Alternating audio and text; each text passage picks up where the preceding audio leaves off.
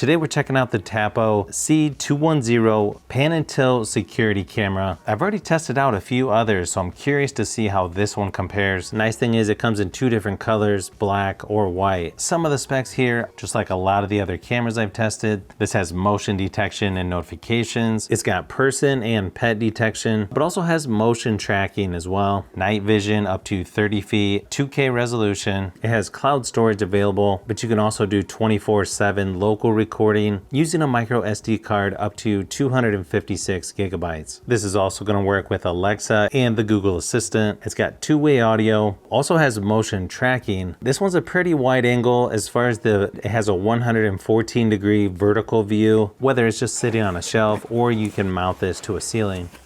So you've got a quick start guide and a mounting template as well. You can see it comes with a mount and screws as well. Pretty typical power cable. I feel like this is a pretty standard design. There's a couple others that look very similar to this. If you push up on the lens, there should be a spot for a micro SD card and reset button as well. You plug in the power right here on the back, speaker above that. It's got 3 rubberized feet down here at the bottom, so it shouldn't move around too much. When setting the camera up, it's pretty simple. Just hit the little plus symbol up here in the corner. This is model C210. Looks like it's C211 if you got the black version. Once you see the light flashing on the front, go ahead and hit next. Looks like to use sunrise and sunset times, you'll need to turn on location.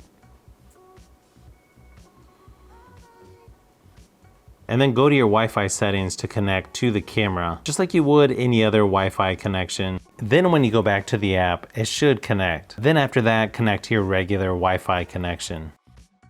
You can change the name of your device right here and then just hit next. And then choose where it's located. I might just say office for now. You can also customize the icon here as well. And it should be complete. Just go ahead and say sounds good. Or you could say mount to the wall if you want instructions on that. Then you'll want to go ahead and put in your SD card to set up local storage. You can also do cloud storage, but I prefer the SD card. The one I'm using is Samsung, but obviously you can use whatever brand you want. Looks like it also has a firmware update. We'll go ahead and do that. Also gives you a few tips here at the beginning. Then once you go back to the camera, you'll see the layout here. You'll see the camera up here at the top. Seems pretty responsive, just moving it around. It also has spots down here that you can mark the camera position, and then it can jump back and forth. Here in the center is your pan and tilt controls. There's also a patrol on here as well. You can take a photo, record video. You've got your mute button. Your talk button is the little phone here. You've also got privacy mode.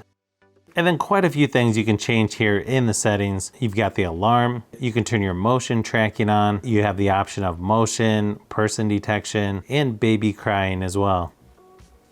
You can also customize how much it'll pan and tilt from 5 to 10 to 15 degrees. You can also format or initialize the micro SD card on here as well. This actually might be one of the slowest I've seen as far as formatting the micro SD card. Then just say OK once it's done. You can also set up a recording schedule. You can also choose if you want to record the sound or not too. You've also got the status LED, which I usually turn off if I put the camera in front of a window. Definitely helps with reflections if you turn that off. Now to get the best resolution, you'll want to go to video quality and hit 2K. Not sure why they put it at 1080p by default. You can also invert the image. You've got privacy zones. You can also turn off the timestamps or the logo as well. You want to make sure the notifications are turned on. You can also reboot the camera, firmware update, shared device. Overall, there's just a lot of stuff that you can do within the mobile app. You can see the notification system on here is actually pretty quick.